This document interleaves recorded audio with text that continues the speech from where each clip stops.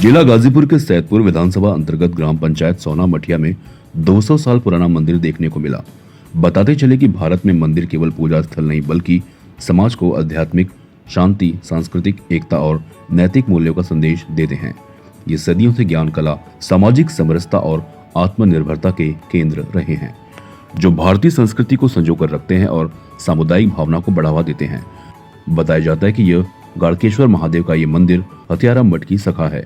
यह मंदिर प्रसिद्ध सिद्धपीठ हथियारा मठ की शाखाओं में से एक है, जो क्षेत्र में आध्यात्मिक ऊर्जा का केंद्र है। छैल बिहारी यति जी ने बताया कि गोड़केश्वर महादेव के पावन स्थल पर महाराज सदाशिव यति जी 35 वर्षों से सेवा करते रहे। उनके बाद व्रतानंद ब्रह्मचारी पूजा पाठ का कार्यभार संभाले बाबा छैल बिहारी यति जी ने बताया कि 2012 से इस गोड़केश्वर महादेव मंदिर में मुझे सौभाग्य मिला और मैं पूरे ईमानदारी से सेवा, साफ सफाई और इस प्रांगण की देखरेख करता रहा। मौके पर सीएन न्यूज की टीम ने पहुंचकर मंदिर के रहस्यमयी इतिहास को जानने का प्रयास किया, तो पता चला कि यह मंदिर 200 साल से ज्यादा पुराना है।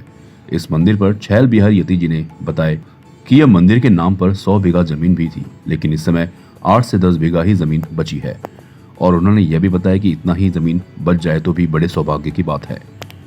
महन छैल बिहारी यति जी ने बताया कि यह मंदिर इस क्षेत्र के 8 से 10 गांवों को अपने तरफ आकर्षित करता है।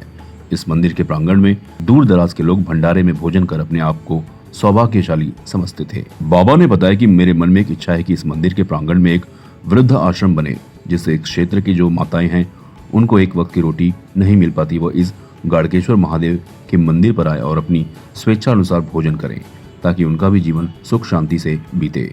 इस समय मैं मौजूद हूँ जिला गाजीपुर के सैदपुर विधानसभा अंतर्गत ग्राम पंचायत सोना मठिया में।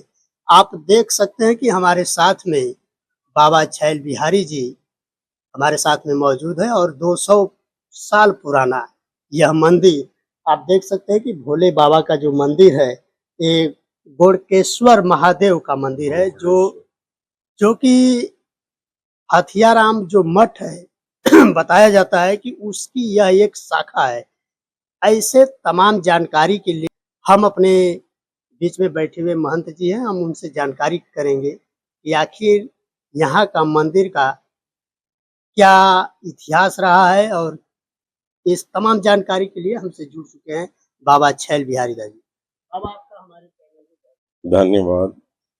ऐसा है कि यहाँ हम छोटे होते थे बहुत, तो ये मंदिर हम तब भी देखते थे, लेकिन ये 3 अंगनैया का मंदिर था, जो कि ये मंदिर था इस अंगना में और उस अंगना में गोदाम था।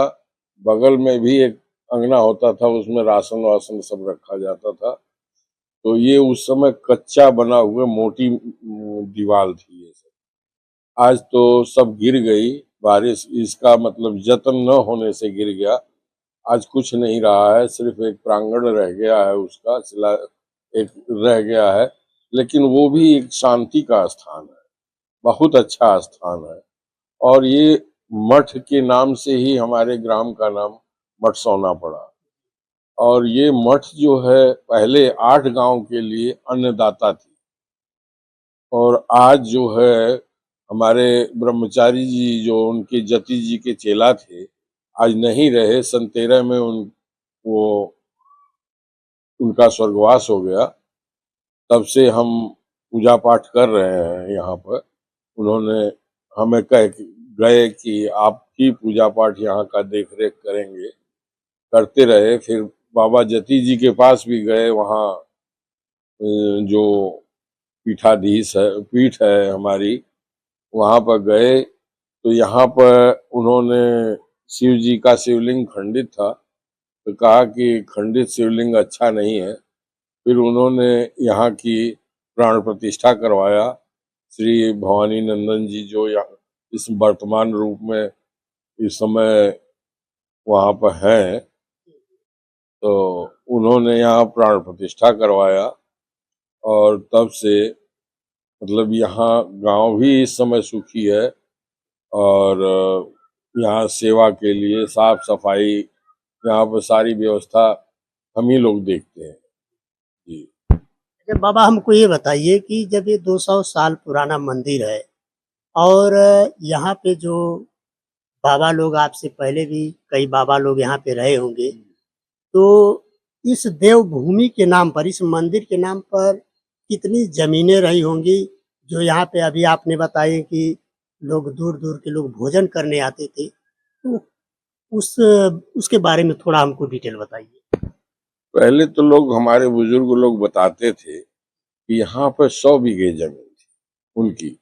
पहले वो चलता था, जो क्या कहते थे कि राज चलता था, उसमें लोग जमींदार होते थे। तो बाबा जी यहाँ के बहुत बड़े जमींदार थे। लेकिन बाद में धीरे धीरे कुछ लोगों ने बेच दिया, मतलब महंत लोग। यहाँ पर इसमें 10 बीघे जमीन है और करीब 3-4 बीघे प्रांगण है, ये बचा हुआ है। लेकिन ये भी भगवान के लिए पर्याप्त है। और यहाँ पर अगर इतना ही बच जाए, अगर सरकार इसको ध्यान दे दे, तो हम जानते हैं कि यहाँ का विकास बहुत अच्छा हो जाए और चारदीवारी बन जाए, फूल पौधे लग जाएं और फलदार वृक्ष लग जाएं और लोगों के लिए मतलब यहाँ पर अच्छा व्यवस्था हो जाए, भंडारा चले, रोज 4 आदमी आए भोजन करें, ऐसी व्यवस्था हम सोच रहे हैं। देखा जाए कि आजकल हिंदुस्तान, अगर उनका ध्यान थोड़ा वे, ये सनातन का सबसे बड़ा केंद्र है कि हमारे शिव जी सनातन के आदि हैं। अगर यहाँ पर उनका थोड़ा भी ध्यान हो जाए तो हम जानते हैं कि ये स्वर्ग हो जाए। जी, ये स्वर्ग बन जाएगा। और मैं सोचता हूँ कि यहाँ पर जो एक वृद्धाश्रम का भी व्यवस्था किया जाए। बस यही हमारा निवेदन है। जब तक मैं जीवित रहूं तब तक ये हो जाए तो सबसे अच्छा है। अच्छा, इस वृद्धावस्था की जो बात की है, जो वृद्धाश्रम होना चाहिए, इससे समाज को क्या लाभ मिलेगा और इस समाज के लोग यहाँ पर आकर के क्या महसूस करेंगे?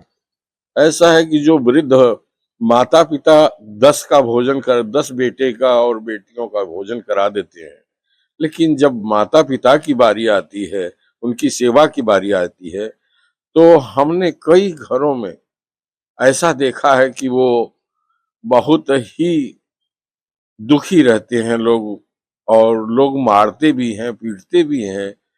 इससे बड़ा मन खिन्न होता है। इसलिए मेरे दिल में यही उठा कि नहीं, एक वृद्धा आश्रम अगर हो जाता तो इससे समाज की जो ऐसे प्राणी हैं जो दुखित हैं, वो आके कम से कम यहाँ पर भोजन यापन तो कर सकें, जीवित तो रह सकें, उनकी दवाई हो सके, वो सुख शांति से मरें। कम से कम मरना तो दुनिया में सबको है, ये तो नाशवान शरीर है। लेकिन इतना ही कहना है कि ये हो जाए तो हमारे मठसोना में सबसे अच्छा रहेगा और यहाँ की ख्याति बढ़ेगी, इस मठसोना की ख्याति बढ़ेगी, इस मंदिर की ख्याति बढ़ेगी। यही हमारा निवेदन है। जय हिंद, जय Bharat. Bureau report, Shivaji, CN news, Ghazipur. CEN news देश प्रदेश की ताजा तरीन खबरों के लिए सीईएन न्यूज को सब्सक्राइब करें और रहें पल पल की खबर से हर पल बाखबर।